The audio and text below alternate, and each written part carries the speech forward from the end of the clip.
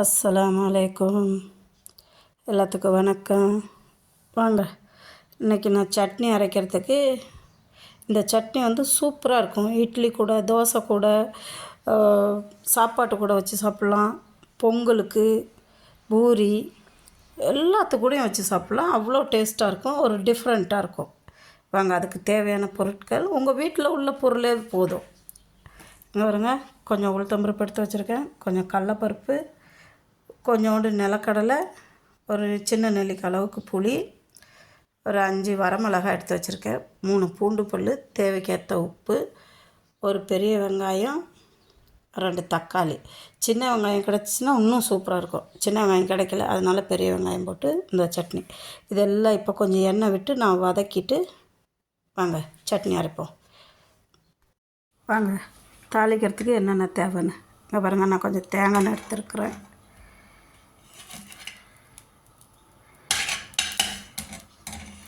கொஞ்சம் தேங்காய் எண்ணெயில் தாளித்தா சூப்பராக இருக்கும்.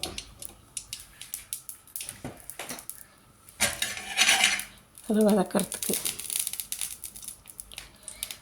நான் இது கூடயே என்ன பண்ணுவேன், இந்த வரமிளகாயை போட்டுருவேன். ஏன்னா இதெல்லாம் வந்து கொஞ்சம் இந்த புளியும் வரமிளகாயை கொஞ்சம் இதாகட்டும்.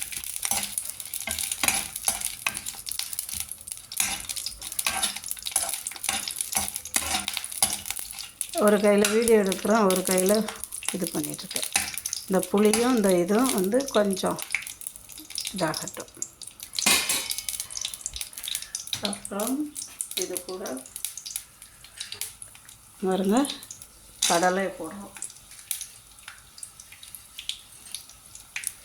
கடலையை போட்டு கொஞ்சம் ஒரு 2 நிமிஷம் கொஞ்சம் வறுப்படணும். அப்போ தான் நமக்கு வந்து எல்லாம் வறுப்படுறப்போ சரியாக இருக்கும்.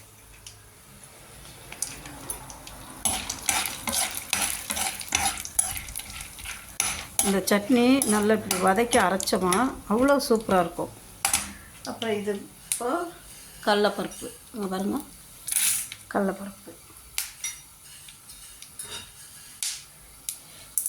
கடலப்பருப்பு போடுறப்பயே நான் ஒரு 3 பூண்டு பல்லும் போட்டுட்டேன்.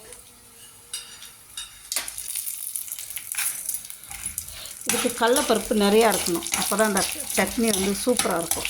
இப்போ சட்னி உளுத்தம்பருப்பும் உப்பும் போட்டுட்டேன். பாருங்க, இப்போ வந்து கடலப்பருப்பு உளுத்தம்பருப்பு எல்லாம் பொன்னிறமாக வந்துருச்சுங்களா. இந்த இதில் வெங்காயத்தை போடணும். அப்புறம் கொஞ்சம் தக்காளியும் போட்டுடலாம். உப்பு போட்டாச்சு. சரி, அது வதங்கி வந்தால் சட்னிக்கு அரைக்க வேண்டியது.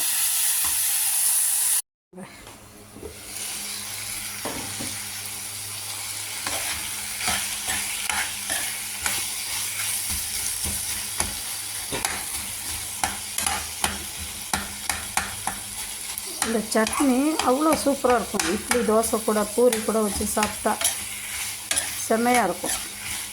நல்லா புளிப்பு, ஒரு மாதிரி காரம், இனிப்பு தன்மை, அந்த கடலப்பருப்போட ஸ்மெல்லு, உளுத்தம்பருப்போட ஸ்மெல்லாம் செம்மையாக இருக்கும் சாப்பிட்றப்போ டேஸ்ட்டாக.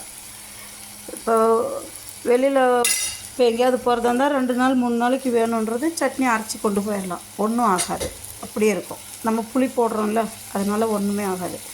இப்போ ஊர்லன்னா அம்மிக்கல்லில் அரைச்சோம்னா கெட்டியாக அரைக்கலாம். இங்கே மிஷினில் அரைக்கிறது கொஞ்சம் தண்ணியாக தான் இருக்கும். அது தண்ணியாக இருந்தால் நீங்கள் அடுப்பில் வச்சு தாளிக்கிறப்போ கொஞ்சம் கிண்டி விட்டிங்கன்னா கெட்டியாகிடும். எங்களுக்கு இப்படி சாப்பிட்டா தான் இட்லி தோசை கூட சூப்பராக இருக்கும். இன்றைக்கி வந்து நவதானியம் இட்லிக்கு நான் போட்டிருக்கிறேன்.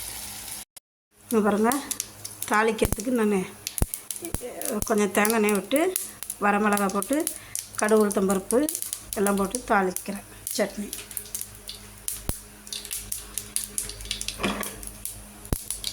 சட்னி தாளிக்கிறேன். இங்கே நவதானியம் இட்லி ரெடி ஆகிடுச்சு, இங்கே பொரியல் ரெடி ஆகிடுச்சு, இங்கே சாப்பாடு ரெடி ஆகிடுச்சு. வாங்க இப்போ சட்னியை தாளிச்சிடுவோம். சட்னியை தாளிச்சிட்டா வேலை முடிஞ்சுது.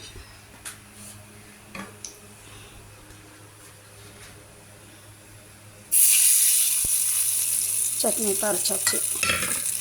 அவ்வளோதான் நம்ம வேலை.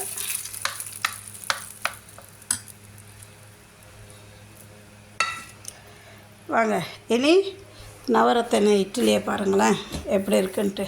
நவரத்தின இட்லி நல்லா பஞ்சு மாதிரி வெந்திருக்குது. ஆனால் கொஞ்சம் கொழப்பு தன்மை இருக்குது நவரத்தின இட்லியில். சாப்பிட்லாம்.